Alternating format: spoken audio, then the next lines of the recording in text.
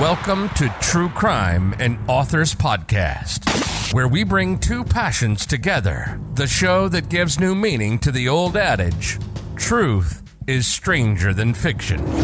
Here's your host, David McClam.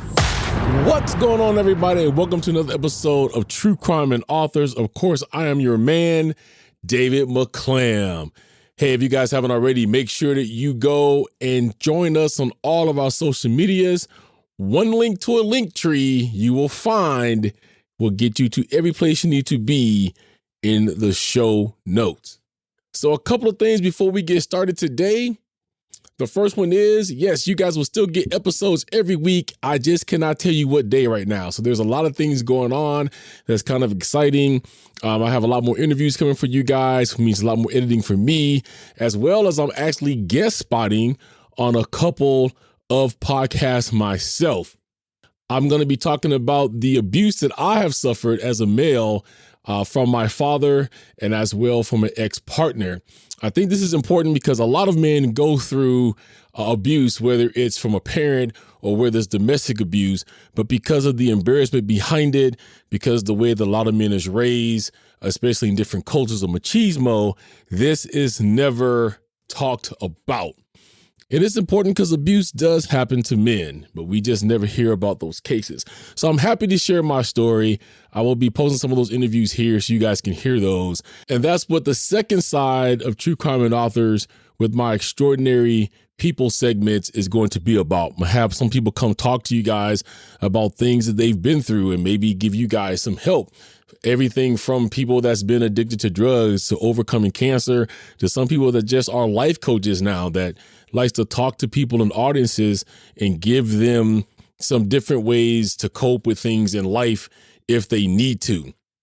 So because of that and work and all that good stuff, you will still get episodes. I just cannot tell you what day, but just keep in mind they will happen for you as always once every week. I will also give you more information at the end of this episode about how some episodes are now going to be dropped and things of that nature. So make sure you stay tuned to the end for those important programming notes. So today I'm going to bring you what I call an oldie but a goodie. I think I told you guys at the beginning of this, there's some episodes that I had shot a long time ago or over my other podcast, David Crime, that I want to bring over so you guys can hear those in case you never heard those cases. And sometimes you just can't redo what you already did the first time. So the case I'm bringing you guys today, I originally shot back in May 15th of 2022. I bring it up because you hear me make references to this year, and this year is meaning 2022. So the case today is the state of Texas versus Melissa Lucio. After the case, I will come back and I'll give you an update on where she is now and if my opinion of the case has changed since I shot it in May of 2022. And don't forget to stay until the very end for those important programming notes. All right, guys, so without further ado, here's the state of Texas versus Melissa Lucio. So today we're going to talk about a case that was just back up in the courts in April 25th. We're talking about what happened there. We're going to talk about the state of Texas versus Melissa Lucio. All right, if you've never heard of this case, there is actually a documentary called The State of Texas versus Melissa, which you should be able to find that, I believe, on Hulu. If I can find it, I will leave a link to that at the bottom. Just a brief warning, this case does have to do with abuse of a child. So if you do have a trigger with that, I want to warn you now. All right, let's get started. So it's called The State versus Melissa Lucio because she was born on June 18th of 1969, but she is the first woman of Hispanic descent to be sentenced to death in Texas. All right, so there's not a lot of history. So this case kind of just jumps right in, and then we'll talk more in detail about the crime in which she is accused of. So Melissa Elizabeth Lucio was born June 18th of 1969. She is the first woman of Hispanic descent to ever be sentenced to death row in the state of Texas. She was convicted of capital murder after the death of her 2-year-old daughter, Mariah, who was found to have scattered bruising in various stages of healing, as well as injuries to her head and contusions of the kidneys, lungs, and spinal cord.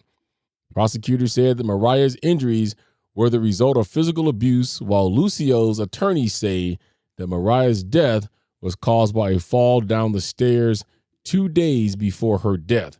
Melissa was questioned by law enforcement for several hours after Mariah's death, and she said more than 100 times that she had not abused Mariah until making a vague statement that she was responsible for what happened to Mariah. Melissa's attorneys say that she was vulnerable to making a false confession because she has a history of physical and sexual abuse. Melissa's case was the subject of the 2020 documentary, The State of Texas versus Melissa. Melissa has maintained her innocence, and Cornell Law School professor Sandra Babcock has called the prosecution by far the weakest capital case I've ever seen. Her execution date was set for April 27, 2022. Now let's talk a little bit about that, because a lot of people say, yeah, if you didn't do it, you won't confess.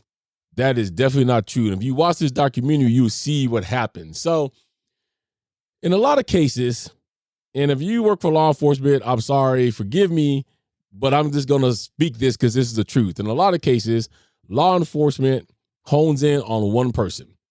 No matter how many interviews they do, no matter how many people you line up and they say they didn't do it, once they've locked in on you, that is it. That was the case with Melissa Lucio. You watch the documentary, they're pretty much browbeating her into saying that she beat her child because of the fact that she's sitting there and the dude is not just coming in saying, Melissa, did you do this? Or Melissa, what happened? He's downright like, Melissa, we know that you killed your daughter, Mariah. Won't you just come out and just tell us that you killed her? And she's like sitting there going, I didn't do anything. And they just keep browbeating her. So over 100 times, she says she did not abuse Mariah. But especially if you deal with somebody that you've already broken down, or let's say they have some type of mental illness, it ain't going, I mean, it may take you several hours, but eventually you're going to get that person to come out and say exactly what you want. We've seen this in a lot of cases, especially with young children who's involved with things. They'll get to the point of, Mel, if you just tell us what happened, we'll let you go home. And so the person, you know, the young child or young teenager or even sometimes young adult is like, you know what, if I can just go home, I'll just tell you what you want to say and I'm going to go home. And that's not how that works. So according to CPS court records, Melissa's father died when she was an infant. And when Melissa was 3 or 4, the family moved to the Rio Grande Valley where her mother had grown up. Melissa said that she was sexually abused by her mother's boyfriend for about 2 years, beginning when she was 7 years old. Melissa was married at the age of 16 and had her first 5 children with Guadalupe Lucio. Melissa stated that he was often addicted to drugs and alcohol and was physically abusive. Melissa had her remaining 7 children with Robert Alvarez. So her attorney is already stating that it has a lot to do with the fact that she's in this position because of the fact that she was abused as a minor and that she was very vulnerable to making this confession because of that. I can see how that works. My father was extremely abusive. And if you got a man that looked like him, but as tall as him, and you get in my face and start yelling and screaming when I was a child, you could pretty much get me to do anything that you wanted me to do because I was afraid of that. And I was afraid of what may come next. So that's kind of a very good defense in her case. So what happened to the baby, Mariah Alvarez? So she was born to Melissa Lucio and Robert Alvarez in September 2004. Mariah was Melissa's 12th child. Child Protective Services had previously investigated Melissa for allegations of child neglect, and they said that Melissa's youngest children were often left in the care of their teenage siblings. Melissa was addicted to cocaine. She tested positive shortly after Mariah was born, and this prompted authorities to place her children in foster care. Her 3 older children went to live in Houston with their father, and Melissa regained custody of the others in late 2006. On February 17, 2007, paramedics were called to the Lucio residence because 2-year-old Mariah was unresponsive and not breathing. According to the Cameron County District Attorney's Office, Mariah was found at the home with signs of abuse on her body. She reportedly had scattered bruising, bite marks on her back, patches of hair that had been pulled out, and a broken arm. According to Melissa, 2 days earlier, Mariah had fallen down a set of stairs leading to her injuries. Mariah was pronounced dead upon arrival at a local hospital. It was later determined that Mariah's arm had been broken 2 to 7 weeks before her death. An autopsy also showed a head injury and bruising of the kidneys, lungs, and spinal cords. Now, we'll talk a little bit more here in a bit about who they suspect had did this. But remember, I said that when the police hones in on you, that's all they see. Well, they have actual evidence right here, because I just told you that she had bite marks on her back. There's your proof. You can line that up. You can take impressions of Melissa's teeth to see if that is the proper bite mark. You could swab that for saliva to see if it matches that of Melissa. From what I have read and found, none of that took place. And as far as I'm concerned, that is a dead marker. You can find a lot of things out about a bite mark, but none of that happened. So following Mariah's death, Melissa was arrested and questioned for 7 hours by Texas Ranger Victor Escalon without a lawyer present and without receiving food or water. I want you guys to think about that. Close your eyes for a minute and just imagine I'm a cop. I'm going to take you and I'm going to put you in a room somewhere, just me and you. I'm going to lock you in there and I'm going to sit about a foot away from you for 7 hours. I'm going to deny you food. I'm going to deny you water. I'm going to deny you an attorney. I'm going to deny you a bathroom break. How long before you start to want to say anything to get out of that room?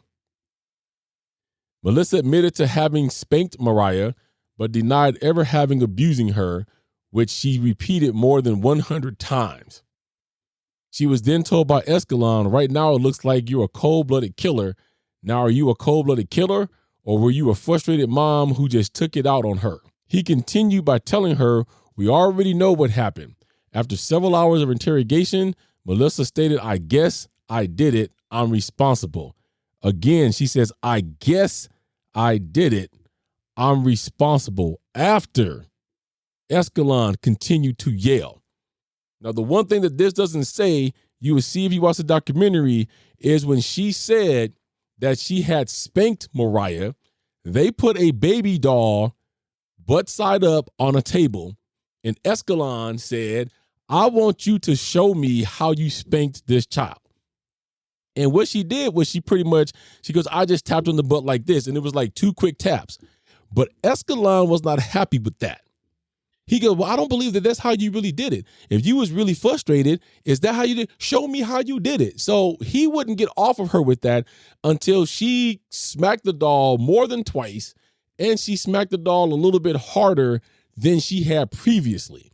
He's goading her into saying, yeah, well, it started with this, and I was spanking her so hard, and it led to this. But if you watch the documentary, you'll see exactly what I see. He's leading her into that direction. He won't get off of her back until she says it the way he wants her to say it, or she does it the way he wants her to do it.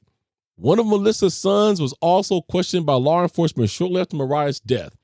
In a video, a female officer asked the boy, did you see your sister fall down the stairs, or did somebody tell you that she fell?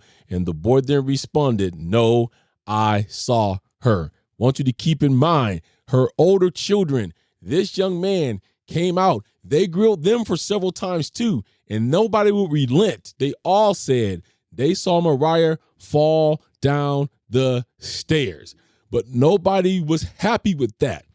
Even when it came to all of the children saying, my mom did not do anything, this is what comes up.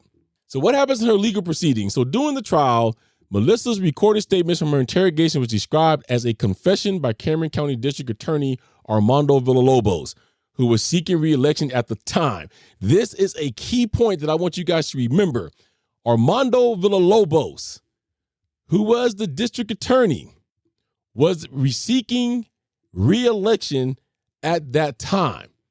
Folks, if you know anything about crime, if you know anything about politics, you know that the most opportune time, if you're up for re-election, is to have a murder case, a good murder case that you can stake your claim on, maybe hopefully find a conviction before your time is up, and then that usually seals in your re-election. Because you come out and you say things like, I put the crackdown on crime. I'm putting the crackdown on child abuse. Look what I just did. I just got Melissa Lucio convicted, the first woman ever on death row. Re-elect me. And a lot of times that works. But wait a minute. He wasn't all up and up either. See, Villalobos on February 11th of 2014 was sentenced to 13 years in federal prison for his role in a bribery and extortion scheme. So what the U.S. Attorney's Office said in the Southern District of Texas, in his trial, they found that he solicited and accepted over $100,000 in bribes and kickbacks in the form of cash and campaign contributions in return for favorable acts of prosecutorial discretion. If you don't know what that means, let me just say, I wash your back, you wash mine. So somebody will come to Armando Villalobos and say, so-and-so's case is coming up. I really need this win. I'm going to need you as the DA to do whatever you can to help me get this person convicted. I know that this person didn't do it, but this is who everybody thinks did it, and I need this to happen. So Villalobos did everything in his power to make that happen. And when he did, he got money for that. Call a kickback. Over $100,000 worth. This is the same person that said that they took Melissa's confession as fact. A pathologist, Dr. Norma J. Farley, testified that the child's autopsy indicated that she did not die from falling downstairs, and instead her injuries were consistent with the death from blunt force trauma. Additionally, court documents state that the emergency room physician said he had not seen a case of child abuse worse than Mariah's. And if you watch this documentary, brace yourself, because he's right. They showed you these photos. They were horrible. Melissa's defense argued that Mariah's injuries were from falling down the stairs and that Lucio's psychological functioning contributed to her conflicting reports given to authorities. Despite the defense's arguments, Lucio was found guilty of capital murder and later sentenced to death in 2008. So she gets found guilty of capital murder. That carries a death sentence. Villalobos is up for re-election. You don't think he's going to go for that? Absolutely. So she gets put on death row in 2008. At the time that she was put into jail, she was pregnant with twins, and authorities compelled her to place them for adoption after delivering them while she was in jail. As of now, this year, 2022, she's being held on Texas death row at the Mountain View unit in Gatesville, Texas. If you're from Texas, I'm sorry, but they've always referred to Texas as the death row capital of the world because Texas does not hesitate to execute somebody. They did file an appeal in 2011 against the conviction, and it was denied. In 2019, a 3-judge panel of the Federal Appeals Court overturned the sentence because of the trial court's interference in Melissa's right to present a defense. The decision was subsequently overturned, and Lucio remained on death row. Forensic pathologist Dr. Thomas Young, the former chief medical examiner in Kansas City, Missouri, reviewed the case at the request of Melissa's post-conviction attorney. He concluded that Dr. Farley appeared to have jumped to wrong conclusions. In the similar case of Manuel Velez, a man who was initially convicted for murdering a 1-year-old baby and whose death sentence was overturned after further investigation, Dr. Farley's conclusions had also been contradicted by other medical experts. Before I tell you what's happening with her right now, Let me put this into your brain cells. I think it still remains that we as parents would do anything for our children, even if that means taking the fall for them. The reason I say that is because Melissa has an older daughter, and her name is Alexandra. Alexandra did not like Mariah. She never counted her as one of her siblings because they had two different fathers. Her other children has also stated that Alexandra was not nice to Mariah at all, that she was known to hit Mariah and curse at Mariah and do mean things. In this documentary, Alexandra even says herself that she's hit Mariah before, that she's hit her in the head before, that she's hit her on the limbs before. So the way that this is looking, by what she even said on the documentary herself, is that most likely an action that she took that day is the reason why Mariah is no longer with us. She did hit Mariah in the head. Now, was the fall down the stairs something that she did because of the fact that she was trying to cover up what she had done? We don't know. They haven't taken her in. They haven't really said that she did anything. But I'm going by what I seen and what I read and what I watched. And when they bring this up to Melissa on the documentary, if you watch it, I want you to watch her demeanor. She's very hesitant to say anything. And there's a number of people out there that says, well, I think that Melissa is just taking the fall for Alexandra. Her life has already been lived. She doesn't want to do this to her. Even if Alexandra did it, she's not really coming out with that. So I know that we as parents will sacrifice our own lives sometimes for our children. But here's how I see it. As a father myself, I love all my kids. I would do anything for either of them. But I was raised by a Southern Baptist woman. And she always told me this. She goes, I will come and I will walk through hell's fire for you if I know that you're innocent. But if you did the crime, you're going to have to do that time. And I carry that in the back of my head every single day when I was younger. And I say that to my kids now. I'll go to the ends of the earth for you. But if you go out there and do something stupid, the only thing I'm going to do, I'm going to talk to the judge. I'm going to ask the judge, don't kill you. But you're going to have to, as an adult, you're going to have to deal with that situation.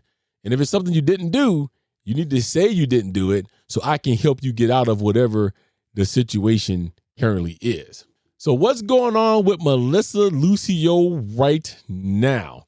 As I told you, she was set to die April 27th of this year. We're already in May. She ain't dead, folks, because at that last bewitching hour, the appeals court granted her a stay on April the 25th, just 2 days before she was supposed to be executed, because there's evidence that they want to reopen and look at. There's things that they don't believe really came out. There's more stuff that needs to be looked at. So if you guys know anything about Mexico or the Mexican people, well, they're a lot like me and maybe some of you. They are completely 100% opposed to the death penalty.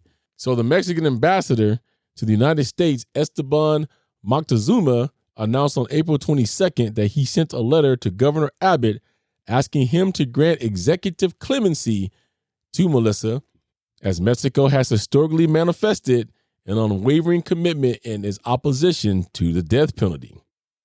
So she got that stay. So in closing, let me tell you guys what my belief of this is. If you watch this documentary, if you look at her demeanor, if you look at the interrogation, you will come to the same conclusion I hope that I have, that this woman is on death row for something in which she did not do. The only answer to this problem right now is to let her go free. Do the proper things you should have done at the beginning of this. You should have swabbed that bite. You should have took teeth impressions and matched them to the skin. You should listen to the other people that was there. Let me tell you something, folks. I know because I've been in this situation. People's going to run around and go, well, the kids were scared. They said whatever they wanted to say. I'll give you that. But you know what? The moment that those kids realize that if their mom was that horrible to them and she's locked up and you got people that can prove she's locked up and she ain't never getting out, you start to sing like a bird. I did. When I knew that my father could not hurt us anymore, any question you ask me, I'm going to tell you. But all of these kids that they talked to, if you look at them, they lined up one by one. You can tell they were unrehearsed. One dude was like, man, I just want to see my mom. After he's telling them, no, this didn't happen this way and this is how it goes. No one's listening to Melissa. I do believe by her own confession, her daughter is the reason why Mariah is no longer here. I believe she did kill Mariah, although I don't believe that it was intentional. I just think she got too carried away and it ended up the way that it did, unfortunately, with Mariah no longer being here. The bruises that was on her body, some were old, some were new.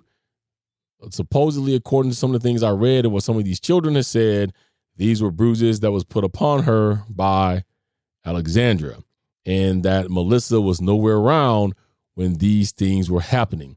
They do show you guys the stairs and where the child did fall. Those stairs are pretty steep.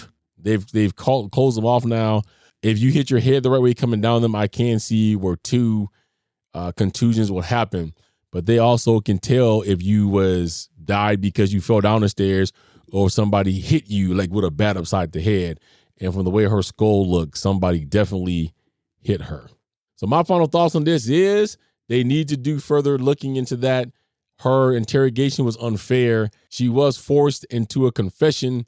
She was also forced to admit that she spanked her child harder than what she actually did. All of that's right on videotape.